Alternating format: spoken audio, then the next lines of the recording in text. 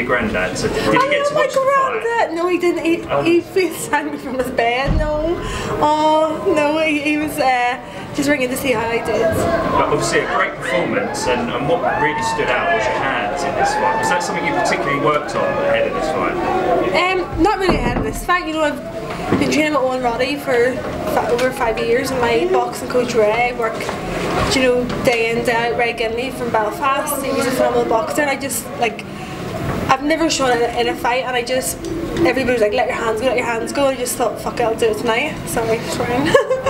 And it seemed the only time you was really in trouble was on the ground, where she got hold of your arm. I think it was in the first round, and then she tried again in the second round. Was it close? Was it close to?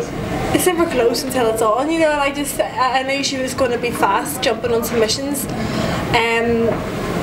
But you know, I've done years and years and years of grappling groundwork, and I don't think I'll ever tap. But yeah, it was tough. I knew it was on, and I was trying to be patient and not get into a bad position and get her roll, which she did, and then I got out. So she stuck to the game plan, basically. Who, me? Yeah. We didn't really have a game plan going in, because I felt I was going to be dominant in most areas, and then my coaches, all they kept saying was believe in yourself, believe in yourself. Like, I struggle so badly with nerves, like so badly, and every fight I'm like, why am I doing this? And when I'm backstage I'm like, I forgot how nervous, and it's really, really hard to control that. But I feel like I'm so used to these big stages, these big occasions so early in my career, that my first kind of 5 fights I wasn't really showing what I can do, and I'm just like, it's like I always say, I'm learning on the job. I'm just trying to improve with every fight. So Leah, with being already ranked 5th in Bellator and another win under your belt now, which sort of opponents do you start to look towards now that you're up with the Cats and Garners, you're going to be competing with those sorts of people soon? So who's your next opponent in your mind? I don't look at anybody. I just say yeah to whoever Jude or Mike texts me. They'll agree. I don't care, just as long as I get a fight. Hopefully they'll put me in Dublin in 4 weeks. I'm gonna. Do you think you can do that, really? Yeah, I'm not hurt. I'm just a bit of a sore lip, but I could definitely fight in 4 weeks in Dublin. And were you happy with your performance? How would you assess it overall? Yeah, I was happy. I was able to bring out my striking and my stand-up, just bring it out in the cage on the night, because I've always known I can do it, and it's nice to just believe in myself a bit more. And how did it feel, the crowd? See, the crowd went absolutely insane for the co-main event and the main event. How did the crowd feel tonight? Yeah, like I always say, Dublin is like the place to be, but London was the place to be tonight. The energy and the crowd and just the atmosphere, and just the whole week, the Bellator team and staff, it's been such an amazing experience, and I never take it for granted the position they put me in. I speak to the fight for a second. Your stand-up looked like a different level to hers. The 1-2 you could have missed with it.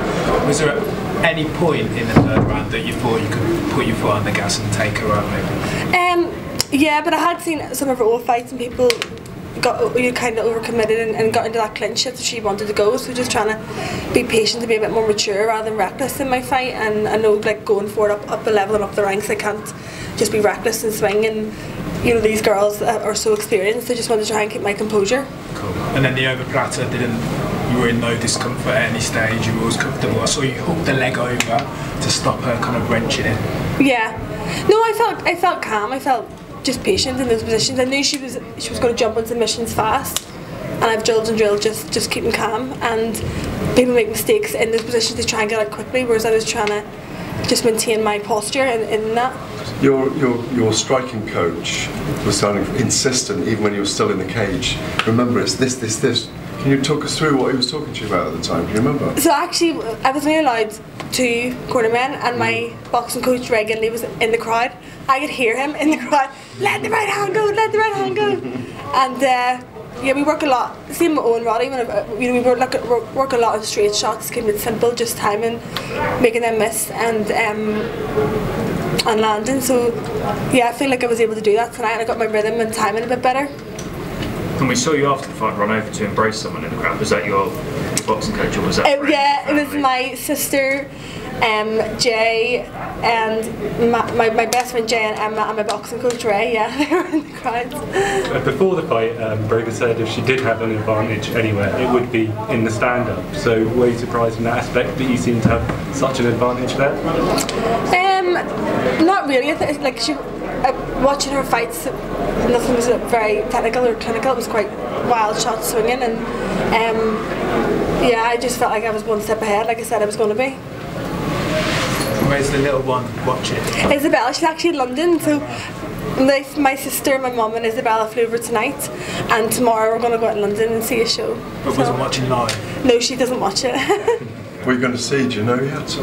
What? What show are you The going to see? Prince of Egypt, I think, is out in the West End. Anything else? Yeah. It was really good tonight. It was so good. Thank you. I think you stoked the game. Thank you guys. Thank you.